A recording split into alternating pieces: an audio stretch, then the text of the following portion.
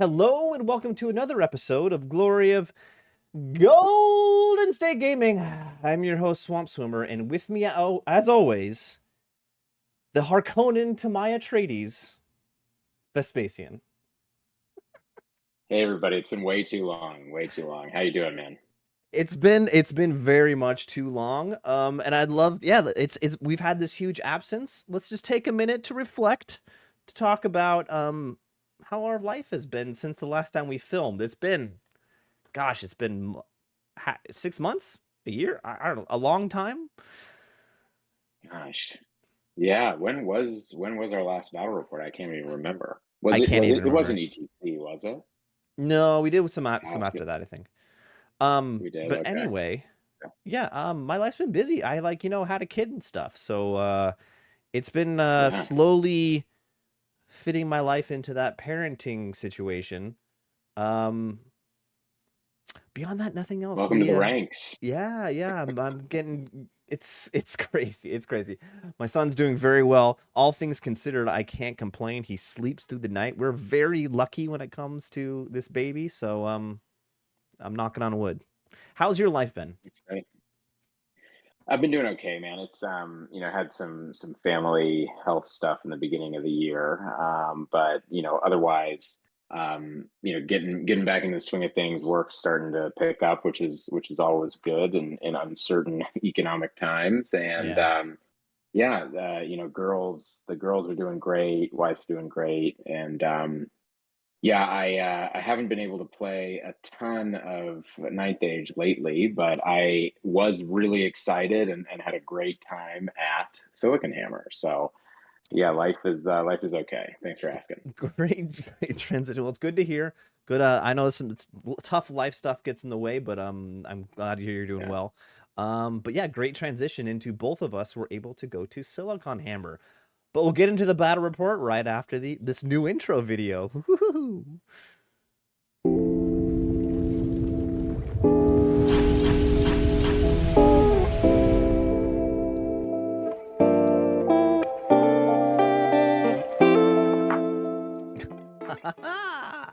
Well, yes, Whoa, we that's awesome. we were both. Somebody's been busy. I know, that's what I've been spending all my time on. But no, we both went to Silicon Hammer, and in fact, we grudged each other. So round one will be Vespacian and SwampSwimmer playing each other, which is very exciting. I haven't played you in Although somebody pointed out to me, they were like, it means that I get one less battle report. true. That's a good And point. I was like, oh man, brutal. But yeah, no, I was looking forward to playing it. It's been way too long. So yeah. Yeah, I was super stoked too. Let's see here. All right, we have the battle report. As you can see, look at our same setup. But yeah, 4,500 points. This is Frontline Clash Spoils of War. But the interesting part of it is the Frontline Clash deployment. The whole deployment zone is pushed towards the center of the board 3 inches. So you can deploy 15 inches forward, but also you cannot deploy within 3 inches of the board edge. Yeah. Makes it different. And And also, and blind. and it's blind deployment, which is always fun. Blind deployment's always ridiculous and fun. Yeah. Let's see here. Let's go through our lists. If you're interested in our lists in a little more detail, please click the link right above my head. That'll take you to our list review video where we go through every single list, talk about first round matchups. Also, I'll put a link above my head also to see the results of our first round matchup selections and how we did as a panel. Spoiler alert, That's snake. I That's Snake didn't win. Josh. I didn't do well. And Josh, anyway, let's not talk about it. I'm taking the Beast Mhm. Herds. I've got the Minnow Warlord, who is not my general, but he is just a killmonger. He's paired weapons with Cleansing Light, Talisman of Shield. And he's got Wild Form, so I can either do +1 Strength, -1 Toughness, or Resilience, or +1 Resilience, -1 Strength every round of combat, and Potion of Swiftness. So basically, this guy wants to swing before the other character First. he's fighting. Yeah. Yeah. Minnow Chieftain with all the totems. My Beast Lord General, who's ambushing Agor's Affliction, and I have Dominance with a great weapon. two soothsayers, both just one is ambushing, who the adept of evocation and the apprentice on shamanism goes into the entry right below, which is the big block of wild horns of pair weapon, Banner of the Wild Herd. I've got a block of mongrel herd with spear shield, who are ambushing with Banner of the Wild Herd. 10 Mongol raiders. The evocation soothsayer goes in with them and ambushes. 10 minotaurs with shields. Blackwing banner of speed. Blackwing totem banner of speed. 23 longhorns. That's where the general's going, ambushing. Banner of discipline, so they don't need to worry about panic. Two units of 5 gargoyles and 2 briar beasts. So this is more ambush heavy than I'm used to. I'm trying out an ambush heavy list. It's got an ambush contingent, which is the longhorns with a general in it, the mongrels with spears, and then the Mongol raiders. Is that everything? And then the 2 briar beasts, And obviously. the briar beast. Yeah. Yeah. It's an interesting list. It's my first time really using an ambush list in a tournament in a really long time. I'm excited about it, but I had long conversations with Sean about how to run this list correctly.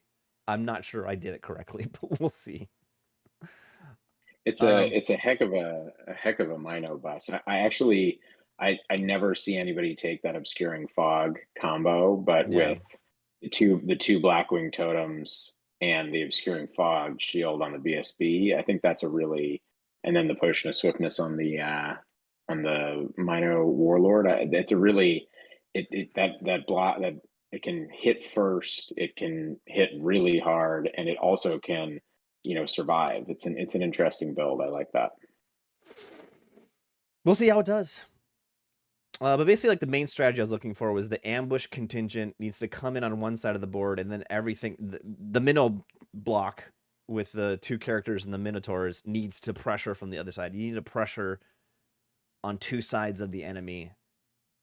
Man, I don't think I was successful, but we'll see the games when we get through all these battle reports. Let's talk about Vespasian's list. Take it away.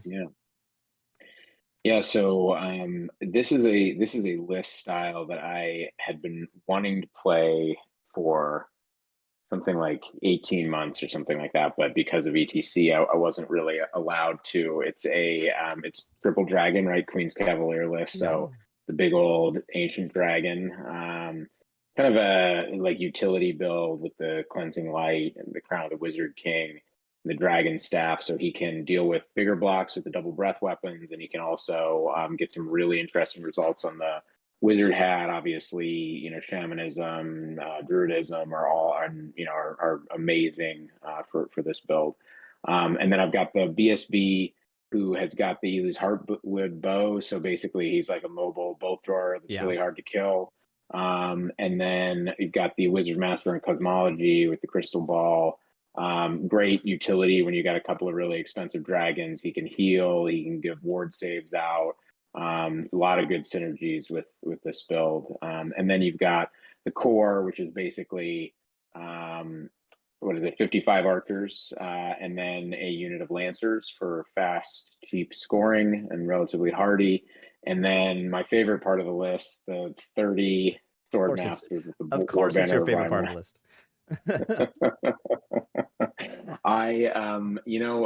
Sword masters are the kind of thing where it's such a swingy unit, and sometimes you'll come up against something that just like takes it off in a second. Yeah. But so I mean, in some matchups, sword masters just absolutely melt. But in other matchups, they are essentially unstoppable, right? It's basically when they swing first, right? I mean, yeah. Well, if they survive to get into combat, because they swing first against pretty much anything. Yeah. It's just if you have catapults, pyromancy, lots of archers, right? They basically can't advance. You mean all the things I don't have? Right. Yeah. So if you have any range damage at all, yeah, or avoidance lists that they can't catch up to, but and then and then rounded out with a great for some chaff, the initiative of the fiery heart, which combined with the hat and the Cosmo Mage is actually a really interesting magic phase, 7 spells, channel 4. Wait, one, two, three, four. Yeah, four. And yeah, it was a list type that I think has the opportunity to win big. And it can outfight a lot of stuff, but also has an impressive amount of range damage and range magic too. So it's And good. I think it's an plus, interesting list. it's just so you. It's what, one, two, three big dragons. Yeah, Mm. three big dragons. Well, two big dragons and a baby dragon. You Two did point have five some notes dragons. here, and I love this. Is I Holy Minobus Batman. do. I love the Yeah, I notes. Yeah, I think it's my thought is a pretty open game. I do have to move forward because I don't want to get kind of surrounded and dogpiled by all your ambushing units. And then I need to try to keep the range damages going as long as possible. I can do a lot of work on any of your blocks as long as I can shoot at them a lot. And if I can reduce the Mino bust, then I think the Sword Masters can deal with them, especially if I can get the charge. Yep. Makes sense. Yep. All right, so this is the sorry, this is the table. Mhm. I guess I don't know, nothing important. There's me setting up my army. So Yep. this is marked deployment without scouts. And you deployed and you basically won the role to decide who went first, and you had me go first, right? Yes. So this was the big Yeah. strategy that Sean and I talked a lot about. Is really, if I can set up in positions with I only have two units that are drops and characters, so three drops. If I can place those two units in spots where your shooting is ineffective turn one, I should just let you go first. Take the void tokens in the magic phase, just free void tokens, and then I can ambush at the bottom of one anyway. Hmm. So, or I Yeah. could choose not to. That's the cool thing about the rule that no one realizes. I may ambush on the bottom of turn Hmm. one, or I could just say, oh no thanks, I don't want to. That's what I was thinking. Yep. I put the minnow bus behind the hill, and I put the wild horn way far back with the front edge in the forest. So just trying to Yep. minimize your turn one shooting. That was my only deployment thought. Yep. And then I deployed.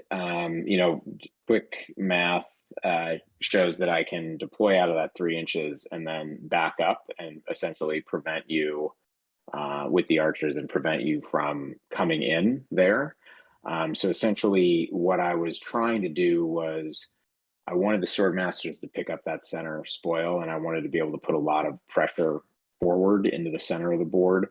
And I wanted to just prevent your ambushers from coming in essentially like right in the middle of my back line, Mm-hmm. so that I could be flexible to move around. And I put my ancient dragon and my initiate together over on the right so that I could move to the right and deal with ambushers if you came that direction, essentially. So that was my thought process, and I kept the eagle central because I wasn't sure if what your approach was going to be. So I Yeah, and wanted really, him to be flexible, but yeah, and with this list, like I don't need to choose at this point. Like I can, yeah, no. But I had measured so that he could jump back behind the house and essentially basically make it so that you could not deploy anywhere in the back line from essentially the middle of the board to the to the left. left, That was yeah, what I was trying to do. yeah. Yeah. And let's see here. Also, speaking of which, on photos, since we both took photos, we have for this battle report an abundance of photos, an abundance. It's gonna be gorgeous. It's gonna be gorgeous. All right, so this is deployment this is after scouting. So Yes, you put I your dropped gargoyles. Yeah. the two gargoyles, one on the far left here, one in the center, just to really their only goal was to chaff for the minnow block because it doesn't want to get charged, obviously. Hmm. Um, yeah, I put them there. Nothing too exciting. All right, so this is Yeah. top of one movement.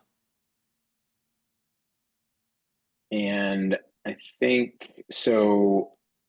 Basically, what happens here is I do move the eagle back. You were not in a position to do any charges. I take advantage of the hill to be able to bring the ancient dragon up and the initiate up and be in range of spells. Oh, one thing we didn't bring up was the spell selection. So Oh yeah. I actually get a first piece of really good luck in this battle, which was I got Know Thy Enemy from Divination on the wizard hat. Which is exactly what That he is a needed. big deal. Yeah, it's easily the best spell I could have gotten in this matchup. That's a big deal because we talked about the agility buffs and debuffs on the minnow block. Having two agility buffs in my spell, so I took Truth of Time and then Know Thy Enemy. That basically made it so that if whether the Swordmasters charged or not, they were going to strike at least Simo, as long as I had one buff up, and that's a huge deal in that engagement. So we got pretty lucky there. I basically, other than that, I just took a bunch of shooting or sorry range damage, and then the strength buffs. So you can see me here. Essentially, I do what I wanted to do, which was prevent you from coming in along that back, and then I Yeah. move up the rest of my shooting. And I push the sword masters up.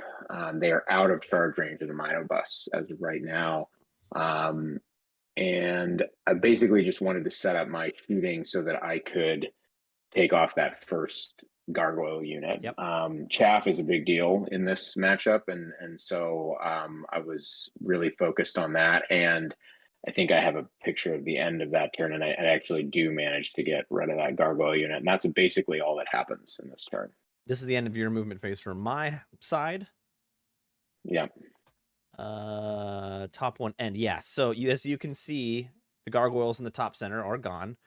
I guess that's my mistake. I thought I was like deploying on the back line of the board. I thought they'd be safe there, but they really weren't. I should have like put them behind the wild horns or something, or behind the minotaurs. Yeah. That was just my mistake. It was kind of dumb. Let's see here. So this is my turn. I Right. decide probably incorrectly to just ambush. My wild horns don't. I'm sorry, my mongrels with spears don't make it on. So I've got my generals unit here, and the mongrel raiders with the evocation wizard on the right here. And the Briar Beast, and I think you hemmed and Yep. hawed about bringing them in, right? I only brought one in. Because you can no, you brought both in. There's one in the Oh bottom yeah, you're right. Yeah, over on the bottom, left. Yeah, yeah. top left. I think you hemmed and hawed about that because you can choose their special ambush, right? Yep. Or yeah, and I think you went back and forth, but I think you figured you just wanted to bring all the pressure that you could. Yeah, I was him and hawing about, do I pull the trigger now or do I wait until uh turn 3 to do it? Mhm. Or turn 2, I'm sorry. Bottom of 2. I think I should have waited till bottom of 2. Just let you continue to move and give me more openings. The reason why I thought about dropping now would be because I liked putting the Briar Beast on the top left to pressure your knights. Because if I get the Briar Beasts into the knights without you charging, it's a decent matchup. And Yeah. really, with all the ambushing, since with all your shooting, I have to pull the trigger all at once, and it kind of sucks. I didn't roll to have the mongrels come in at the same time if everyone else, but is what it is. 3+ with a Yeah. reroll. Let's Yeah, I see. think that was a definitely a shifting point. If they'd come in this turn and you just had everything all at once, I think that could have made a difference for sure. Yeah, and the one I regret the one I ambushed in the center of the board. I mean, he was just there to like, if you don't dedicate shooting to him, he's gonna make it into your archers and then take out the archers. Grind through the Mhm. archers. But that was my thought process. But as you'll see, I don't know, it wasn't the best decision. This is from your side. This is top 2 movement. This is your top of 2 movement. Yeah, so basically, and you backed off a little bit with the Minotaurs, I think, Yeah. and basically that made my decision of what to do here relatively easy, because with no pressure from the Minos, essentially what I needed to do was clear the Briar Beast, and take that center spoil and just make sure that I was in a good position for the following turn. So I adjust the BSB so that he can both breath and shoot at the Briar Beast on my left. And then I bring over the Initiate and the Cosmo Master so that they can magic and breath, and at the other Briar Beast. And then I basically I reform the archers so that they can shoot at the Briar Beast, but also to set up a flee path away from your Longhorns, because they were sort of up and somewhat aggressive in the middle. Mm-hmm. I need, there was no way for me to get away from a charge. I wasn't able to get out of range, basically. So yeah, that was what I did.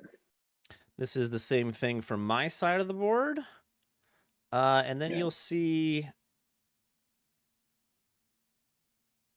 this is after your magic and shooting, and as you can see, both of my Briar Beasts are gone. Yeah. Yeah, and this is movement in But the my Briar turn. Beasts are gone, and then you charge the big archer block, and I fled as I said. Yep. And then you started. Oh, sorry. Go ahead. Your Yeah, turn. and then I am finally the mongrels came on. I thought they can clear out archers on the right.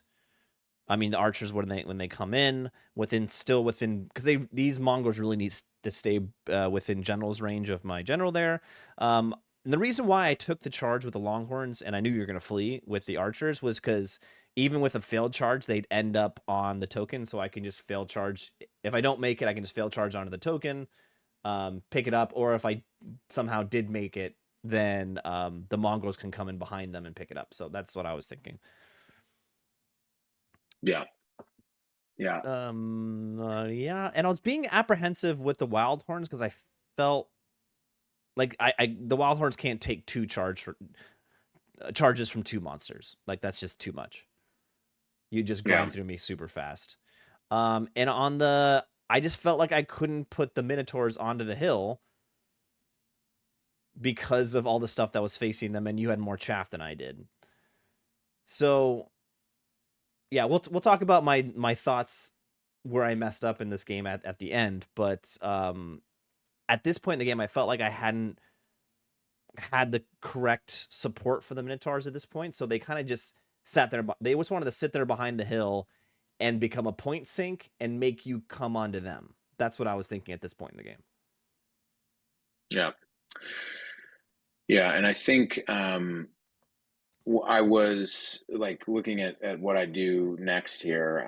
I was relatively pleased with where those mongrels went, and I'll tell you why. I think that with them going, you already have had quite a lot of strength over on that side of the table, and Mm-hmm. so the reality was with the Minotaurs over on the right. Um, there's no way that I just try to take a couple of dragons and deal with the longhorns and the wild horns, by themselves. So I felt like putting the mongrels there was just sort of like Yeah. extra oomph that you didn't need. And I think they would have been more troublesome for me, like over on the right, even just to like give me something to deal with. Because basically now with where the board is, I essentially have from this perspective that the upper left or my bottom right part of the map is just clear open space. I can use flea lines, I can put dragons over there. It's there everything's safe over on that side basically. um so what did I do? So I Let's see moved around a here. little bit. Yeah, this is Yeah, turn 3. This is you. yeah. Um, so basically now with all the ambushers out, I can start bringing the eagle back up. I rally the archers, and I make an aggressive move, because essentially you gave me the hill with the Mm-hmm. minotaurs, right? I was able to push up with the sword masters, and here's where I do what I was just talking about. I just move everything, all of my resources away from all of your blocks, right? And essentially turn everything towards the Minotaurs. I do keep the ancient dragon facing backwards, essentially to keep you honest. I do think that he can like he can kill your general in a duel or something like that, right? Hmm. So I basically just wanted to try to slow you down a little bit, and I had the eagle for backup chaff, and essentially I turn everything towards killing the gargoyles because that's absolutely crucial, and magicking, and killing off the minotaurs if I can, and I get my bottom left archers basically out of your line of sight with the Hmm. mongrels. And I think that's about it. So I do manage to kill off the gargoyles in Yeah. this turn, and put a couple wounds through on the minotaurs. At this Basically, point, that's yeah. about it. When I moved here like this, I thought the only way the Minotaurs were gonna have a chance if I had one piece of chaff to save them over there. So I tucked the gargoyles in the bottom of the hill there, and you got him with magic and the breath weapon and the bow he has. Like yeah, I was expecting them to be alive, and you got me real good. And I think I did. I think what happened was I rolled kind of crap with the two magic missiles, and Hmm. so I actually used the touch the heart to snipe to kill Yeah, one. yeah. And then I used the bow and the breath weapon to kill the remainder, but it was by one. So it's, the snipe killing that one guy actually did finish the unit off, which was funny. So this is a little bit of a weird angle, but this is bottom three my movement. There you go. This is a better angle. Mhm. So you kill those gargoyles. I cannot. I had them facing away. I had no charge with the minotaurs. At this point, I'm like minotaurs against all of this. There's no winning, so I just kept. I wanted to just delay you as much as I could. Delay, delay, delay, delay, and try to get everything on the right to push as hard as I could to the left to catch up with what's happening over here. Um, Yeah, unfortunately, you're a very fast moving list, and I am not. So it's just like it wasn't a good feeling at this point in the game. But yeah, I just push over on the left. Um, that's basically it, right? This is top of form movement. Your turn. Yeah. So I had I think I actually made a mistake in this turn, and I'll describe why. But basically, I reformed the archers because in the bottom left because you move the mongrels up, and I was kind of like, well, there's a maybe an opportunity here to try to pick off that mongrel unit if I can. Archers, if they get buffs up, are actually not that bad in combat, Yeah. and so with lightning reflexes and everything. So I started kind of seeing if I could pick off that mongrel unit. Um, I you based on how far you could back up, I think I had what it was at a 10 or an 11 re-rollable with the sword masters onto the minos. Yes. Yeah. And you go And for I it. fail it. Yeah, you go for it, but you Yeah, I didn't go hit it. for Yeah. it, and I fail it. So what I do is I kind of bell the two or all the shooting dragons and mages around the Minotaur unit to start working on it. I move the Lancers up because you gave me the ability to get them onto that objective Yep. without being seen by the Minotaurs. And where I made a mistake, well, actually, I'll wait. I'll wait until your turn to say. But there was a mistake. I back the ancient dragon up. I keep the eagle because I don't need the chaff yet. And basically, this turn is all about magic damage on the minotaurs, and I think shooting at the mongrels, if I recall correctly. Yeah. Basically. Yeah. Yeah. Basically. Let's see here. Oh, This and is I think I had to put the buff up, the agility buff up on the sword masters in case you charged me.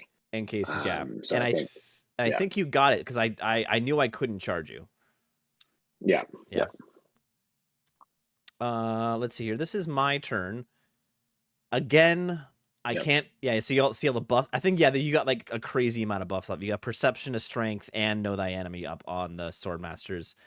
An impossible charge moment for the minotaurs. Could never go in there. Yeah. Yeah. Um, So this was where I made the mistake, and I think viewers have to forgive me for this, but basically when somebody has an 1,800 point Minotaur block with 12 Minotaurs in it, you don't really think that they're going to turn it around and run it into the corner of of the table. But in retrospect, I absolutely had the movement. I could have just put my mage behind them, honestly, Yep. and Let's see. prevented you from running away. Yep. He had tons of move. So that was honestly, that was just like me not thinking about all the options there, and so it keeps the Minotaurs alive a little bit longer. So And that's exactly what I anyway, do. I pass my frenzy check. I turn around the spot, march or move 7 backwards, get out of line of sight from 2 of the dragons. Impossible charge for the sword masters. So in this position, I can, in theory, get 1 charge in the rear from 1 dragon, and I can handle that with challenges. So yeah, and then I just continue to push on the far right. And here's a dumb mistake I do. I'm thinking I just need to get across the board as fast as I possibly can, and I push the mongrels with spears into a dumb position where you can double charge me. And I'm thinking, oh, they're just elves. Who cares? I can deal with them. They're elves. You'll see in a second. They're yeah, I more than think elves. the archers.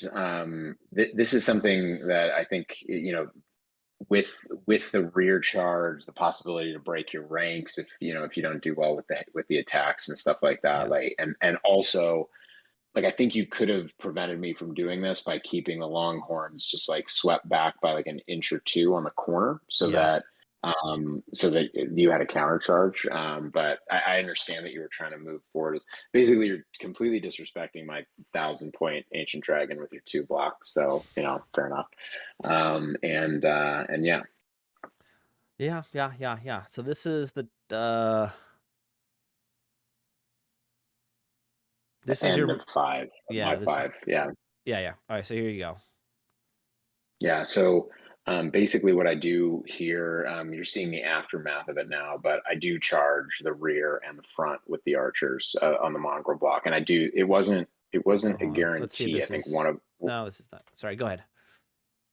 yeah, it wasn't a guarantee. I think I needed to get a couple of low rolls on to get in, but they do both get in, which is nice. Hmm. I bring my mage around so that he has range to buff the archers. If he needs to, I move my swordmasters up so that they're still center on the hill, basically as close as they can get to the minos, but still taking advantage of the reroll because of how far you had gone.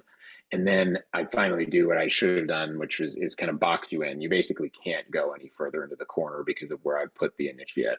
And I recognize that you don't care about the ancient dragon anymore, and so I bring him around because I want him potentially available for the inevitable um, combat now. Well, now inevitable with the Minotaur. So, and then the Lancers have picked up the spoil and are running away. Yep, yep, yep, yep. So yeah, so if you unless I somehow by a miracle break the sword masters, you've won the secondary. And at this point, yeah, at the beginning of this turn of 5, or at the bottom of 4. No, the bottom of 5, I realize I can't go any farther back, so I turn around and push into the sword masters, leaving your initiate and your BSB no charge. So the only thing you can charge is the sword masters and the ancient.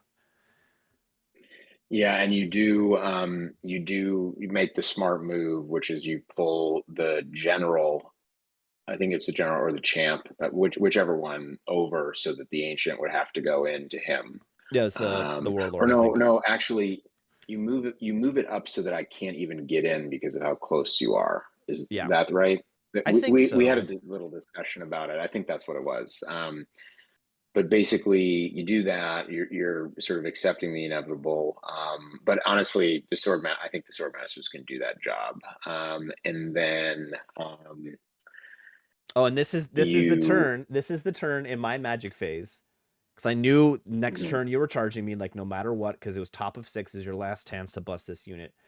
And I drew the low magic card. I think it was 1 or 2. Like exactly what I needed. mhm, So basically I had 6 dice and you mhm. had 4 dispel dice. So I could do Blackwing Totem twice with 3 dice, and you have to roll over an 8.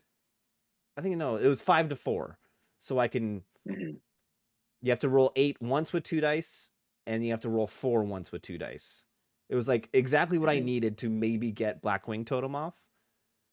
Of mhm. course, I do it. And I stop you. Yeah, it was. Yeah. It was. I was Although I like, think it wouldn't have mattered actually in the what long was run. right. I think what it did, it let your warlord strike first if you get it off. I think Yeah, was what it was. And of course, it makes it like if I fail or you get lucky with your dispels and stop both of my agility buffs, exactly. it does make a difference, right? So, Yeah. um, yeah, All right. So then, top of 6, you go for the gold. Oh, this is bottom 5. There we go. Yeah, you do exactly yeah, what you need to do. You charge in, move the ancient dragon around the back. So if I do break and you don't catch me, they're still gonna go off the board. It didn't even matter because I think you wiped the whole unit, if I remember correctly, I before did. I saw. I focused on the unit and I wiped the unit. I think it did like 28 wounds or Yeah, something like that. it was bonkers. And wiped out the minotaurs, and so the two characters they did they killed like half, like 10 something sword masters, but ultimately they ran. Yeah, and then I broke. You caught me. Yeah, and I Woo! used my eagle to chaff your blocks, and then I think there was a oh right, I shot off your mongrel bunker but didn't manage to get the soothsayer. Yeah, yeah, he's sitting right there. Yeah, yeah. So I lost the minibus, but I didn't lose like everything. I was thinking maybe I'd get a few points, but the minibus is so many of my points. I ended up a 19 to you. Yeah, Vespacian, yeah. well done. Well done. I salute you. Thank you, sir. It was I think it definitely was a good game. I think it ended up more lopsided than the potential matchup, Mm-hmm. could have been. I do think that rolling Nova Enemy, I know it sounds dumb, but it lets me play very, very differently against the Minobus. Oh, yeah. Because you're like exactly the scenario that you wanted to have happen could have happened, where you get the one Blackwing. phase push through a Blackwing and stop the one if I have one agility buff, and Yeah. then all of a sudden you're striking before me, and that's dead sword masters, right? So there's that's a big one. And I also think, although overall I think you played it pretty well, I do think that like that decision not getting the mongrels in at the same time on bottom of one, and then also where you put them, I think you could have put a lot more pressure on me if you brought them in a different part of the map. Although I'm open to thoughts on which like So, where yeah. that would have been. Honestly, me looking back at it, I regret ambushing on my right side of the board. Because the reason Okay. why I did, because I felt like it was your weak side. It was a bunch of not fast moving points. It was all the archers were over there, and I was thinking, oh, if I deploy on this side, I can clean up those points. That's my thought process. In reality, I think I should have ambushed on the left hand side to support the minnow block. If I support the minnow block with those ambushers, you don't kill it, and then you maybe go after the wildhorn block and kill that. It's a much different point game. So that's and I should have waited another turn to ambush, honestly. That's my thought. Yeah, I think you're right. I think you're right. I think that honestly, against my list, delaying ambush is not a bad idea, because the more It the just more gives I you, have to commit. yeah. Yeah, And it gives you less turns um, to shoot at me. Yeah. exactly. And I do agree with you, because I think where you had the Minotaurs, if you had brought in, let's say, the Longhorns or the Mongrels, or both, over on my right, your left, you basically secure that objective, right? And then the wild horns are not easy for me to deal with when you've got Awaken and Spectral Yep. and Whispers, right? So um I have to commit a lot there, and while I'm worrying about where the Minotaurs are, right? So I do think that in retrospect, that would have been the better play. Yeah. You live and learn. This was my first time using, as I said, the first time using that ambush contingent with a beast herd list, which I'm actually really enjoying. We'll get into my later games, but I got the hang of it. I think by the end of the tournament, and I've already got a new list in my mind. But yeah, you're welcome, Vespacian. I catapulted you to the top tables. We'll see how you do in the rest of the tournament. We'll see how I do from the bottom tables. Yeah, I'm just gonna point it out. Silicon Hammer's a freaking great tournament. This is gonna drop on Monday. If you click the link right above my head, you'll see the video I'm posting. I posted yesterday on Sunday where I chose the #1 9th Age tournament in North America. Oh, you heard it here. And spoiler alert, well, the video's already released. It's Silicon Hammer. Woo. Awesome. Anyway, we'll see you next time. Thanks for watching. Please like and subscribe, and we'll see you next time. Bye, everybody. Bye.